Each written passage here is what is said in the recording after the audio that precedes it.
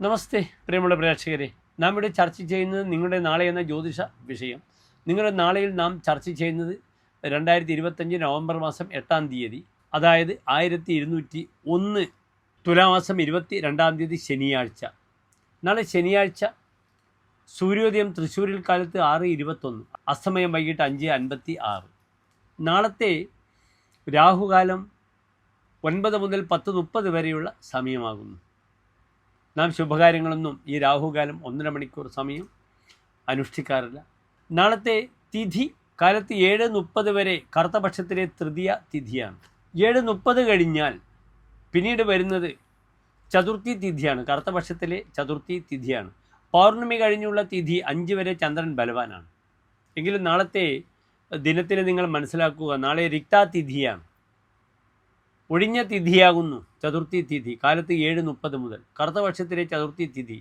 തിഥി എന്നാൽ തിഥി സമ്പത്തിനെ സൂചിപ്പിക്കുന്നു. അതിൽ വളരെ ദുർബലമായ തിഥികളാണ്, ശൂന്യമായ തിഥികളാണ്. ചതുർത്ഥി 4, അപ്രകാരം നവമി 9, അപ്രകാരം ചതുർദശി 14. നാളത്തെ നക്ഷത്രം നല്ല നക്ഷത്രമാണ്, മകീരം നക്ഷത്രമാണ്. എല്ലാ ശുഭകാര്യങ്ങൾക്കും നാം സ്വീകരിക്കുന്ന നക്ഷത്രമാകുന്നു മാനു എന്ന മകീര്യം. വിവാഹേ രോഹിണി മാനു. വിവാഹ വിഷയത്തിലും ചോറൂൺ വിഷയത്തിലും യാത്രയായാലും പാല് കൊടുക്കുന്ന കർമ്മമായാലും രോഹിണിയും മാനു എന്ന മകേര്യവും നാം സ്വീകരിക്കാറുണ്ട്. നല്ല നക്ഷത്രമാണ് മകേര്യം. ആ നക്ഷത്രത്തിൻ്റെ അധിപനായ ഗ്രഹം ചൊവ്വയാണ്. പലപ്പോഴും മകേര്യം നക്ഷത്രത്തിൻ്റെ ആദ്യത്തെ 30 നാഴിക എവിടെ വരും? ഇടവൻ രാശിയിലും അവസാനത്തെ 30 നാഴിക മിഥുനത്തിലുമായി വരും. അപ്പോൾ നാം സൂക്ഷ്മമായി നോക്കിയിട്ടാണ് ഈ മകേര്യം നക്ഷത്രത്തിൻ്റെ ശുഭാശുഭ ഫലങ്ങളൊക്കെ ചർച്ച ചെയ്യേണ്ടത്. നാളത്തെ തിഥി ദുർബലമാണ്, ശനിയാഴ്ചയാണ്. കാര്യങ്ങൾ വളരെ സാവധാനമായി നടക്കും.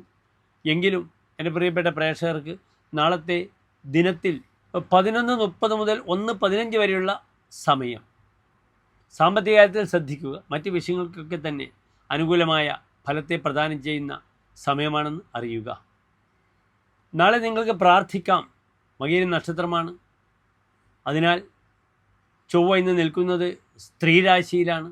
അതിനാൽ ഭദ്രകാളി ക്ഷേത്രത്തിൽ നിങ്ങൾക്ക് രക്തപുഷ്പാഞ്ജലി കടുംപായസം വഴിപാടായി സമർപ്പിച്ച് ചെറിയ ചെറിയ ദോഷങ്ങൾക്കൊക്കെ പരിഹാരം കാണാവുന്നതാണ്. നന്നായി നാളികേരം കൊണ്ട് മുട്ടറക്കുക. ശത്രുദോഷങ്ങളൊക്കെ മാറട്ടെ. അതിന് മകീരം നക്ഷത്രം വളരെ അനുകൂലമായി നിങ്ങൾക്ക് പ്രതികരിക്കുന്നതാണ്.